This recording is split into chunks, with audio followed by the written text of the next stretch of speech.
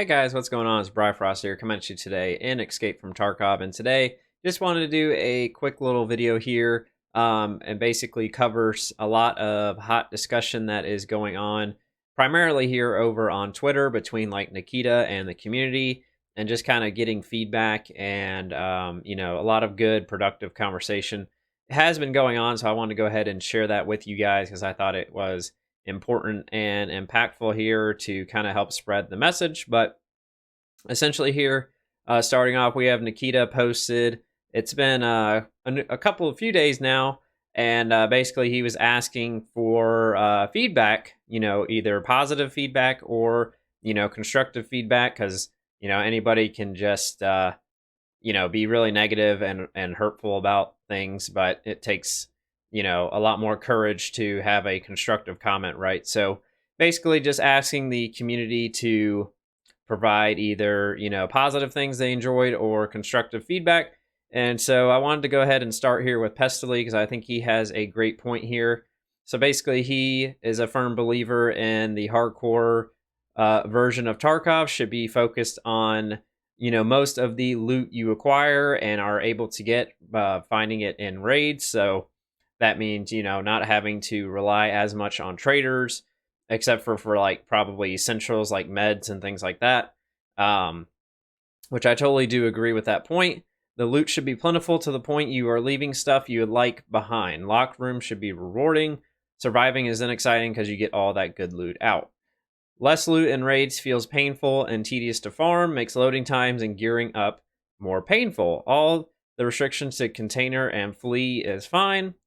Leave with this: how cool would it be if you open Kiba and it's filled with guns and attachments, a med room is filled with meds, an ammo box is stacked with ammo, or a big green crate will have armors and helmets.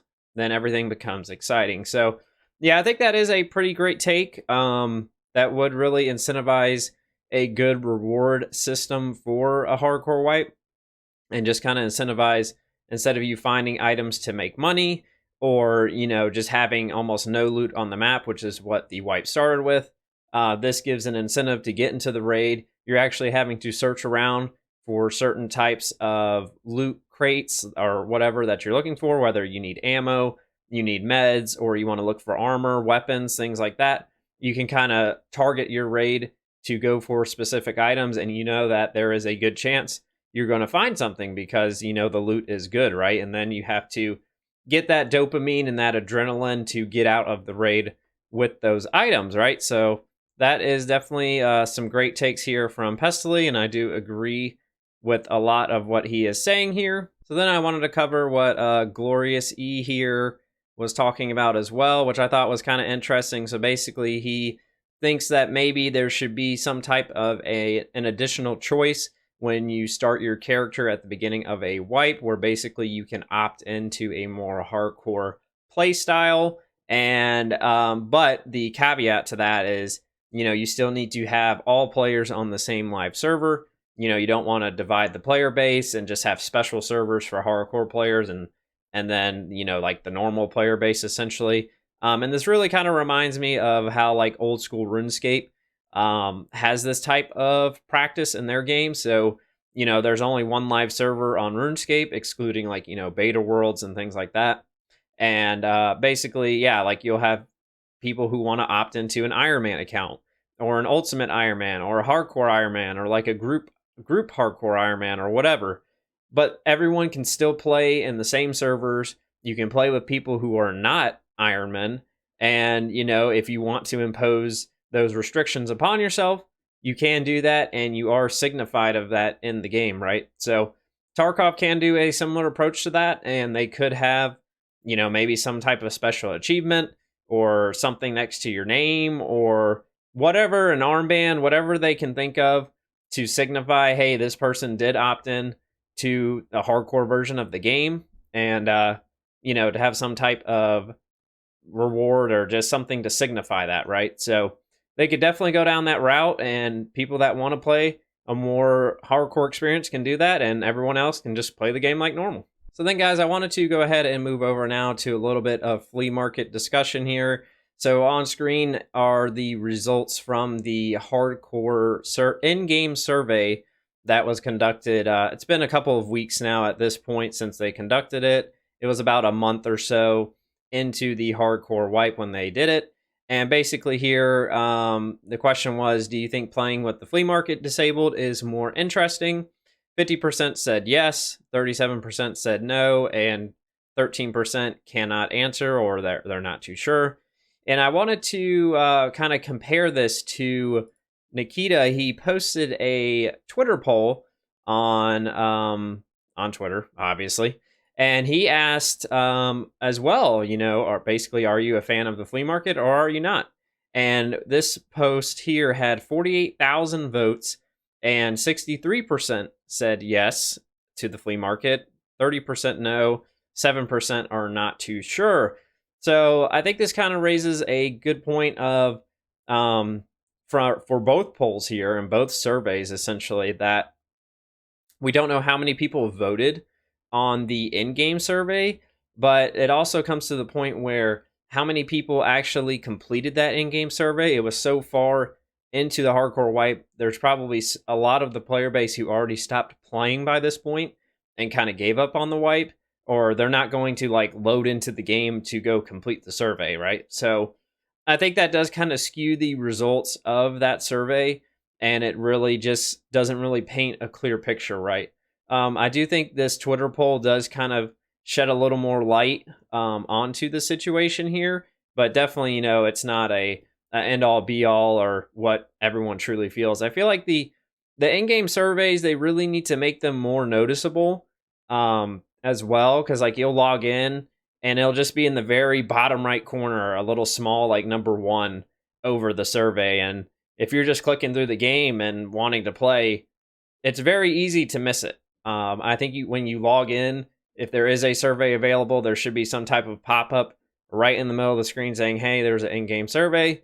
Complete it, you'll get some rewards, and that would help a lot more people to just see that there is a survey and to actually complete it. So my take on the flea market, again, like I've already stated in prior videos, I do think the flea market is a good addition to the game. It, promotes some type of a economy where you can trade amongst players. I know there are issues with real world trading and progression like that, and selling services and items and things like that. Totally get that. But I think for the majority of the player base, it is very beneficial to have the flea market. And, if you do happen to die to a cheater, or you just don't have much time to play, you can actually purchase things that you really want to run, get ready for a raid very quickly, and get in and just play and have a good time, right? And that's the goal at the end of the day for any game that you play, is to go in and have fun. So they could definitely, if they did get rid of the flea market and they revamp traders, change up the barters, add more items to the traders, and really revamp that whole system, I'm all in favor for that too. It's just the current state that it's in is not good enough to just remove the flea market, in my opinion. So moving on along here, guys, I found another interesting little reply thread here that includes Nikita. So basically we have Real Moag, or Real Mo AG. Don't know how to pronounce that. Very sorry if I butchered that. But anyways, basically he was asking in a post from BSG, any chance that there will be a no limits OG wipe before the release, just like the old days, loot everywhere, ammo access, and no restrictions, assuming like the flea market. And basically Nikita here says yes. So very interesting to what this can mean. I know there's been a lot of speculation of maybe the game going to pre-inertia, being able to bring like thick items cases and various other cases into raid with you like you used to be able to. Again, yeah, being able to buy any ammo type on the flea market, any type of armor, basically the world's your oyster, right? And I mean, I think a lot of those are possible. I don't think the inertia really would happen given how close we are to 1.0. I think that pre-inertia is way too big of a change to the game, like just on the back end, for them to change that for a very limited time. So I don't think they would do the inertia. I think that's just too much heavy lifting for them.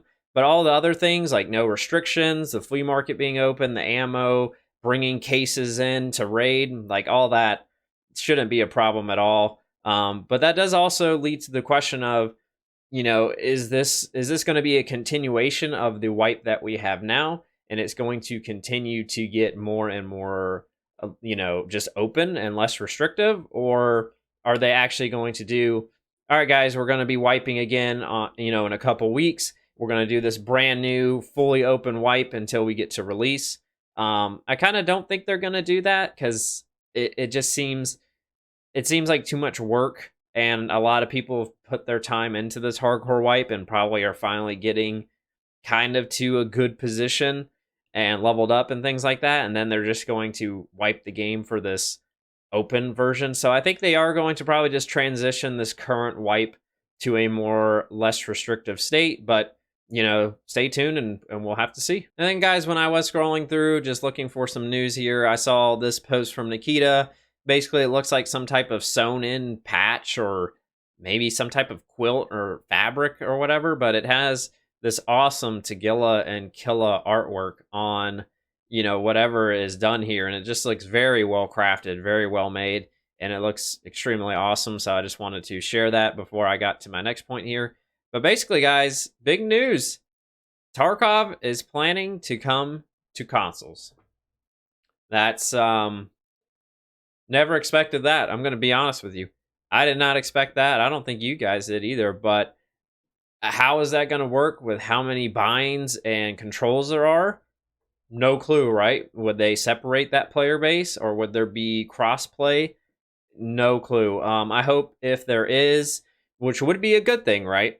I mean, there's always the debacle of, one side has more FOV, one side doesn't, one side has aim assist, the other side doesn't have aim assist. So I know there's a lot of tension there, mixing PC with console players, but overall, I think having an option at least, or the default being that you will be all playing together, is a good thing. And as long as they don't do, aim assist, no aim assist, and somehow make it to where all the critical things you need to do are possible on the controller. And also another key problem, I don't know how this game is going to function on a console if it already has optimization problems on PC. I mean, I can't see this game going any further past like 60 FPS on consoles, and I think it's going to struggle to even maintain 60 FPS on consoles. So I think that's going to be a huge challenge for them. This will probably be something way, way, way, way down the line from 1.0. I'm sure that they'll do some DLCs first, like the Scav Life DLC that they have already, told us about. But it is kind of interesting to see that they are thinking about it, and they do have that on their, development calendar to bring it to consoles. And that, we'll just have to stay tuned and find out what this really turns to. But it's a little bit worrisome. So yeah, overall, I mean, if they can pull off bringing Tarkov to consoles, I think that's a huge W. I think it's going to be a very huge obstacle, but if they can do it, I think it's great for the game, great for the franchise, and just getting more exposure and more players into the game. So then here we are, guys. This is not really, I guess, the news portion of the video anymore, but basically just wanted to kind of end on a positive note in the world of hate and how, fear and anger and all these different things.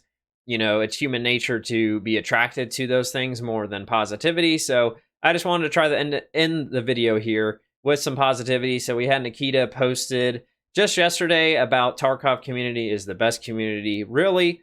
I think that was really nice and genuine of him to say that. Again, in the just hate-filled world that we are in, and how that gets primarily all of the focus. So just wanted to end on that positive note. I really appreciate him for tweeting that. I think it was, takes a lot of courage to do that. And I'm sure he probably even got bashed in the comments for saying that. But yeah, I just wanted to end there. And yeah, guys, I did record this video last night. I did run into some audio issues that were extremely frustrating. I spent hours on it. And, it just got way too late. I wanted to post this yesterday, but again, I was going through editing the video and noticed too many audio cuts and too many issues. So I'm a little frustrated with that. So hopefully that doesn't come off too much here in this video. But again, guys, thank you so much for watching. I hope you were able to get something from this video and you are having a great weekend. And until next time, guys, take care.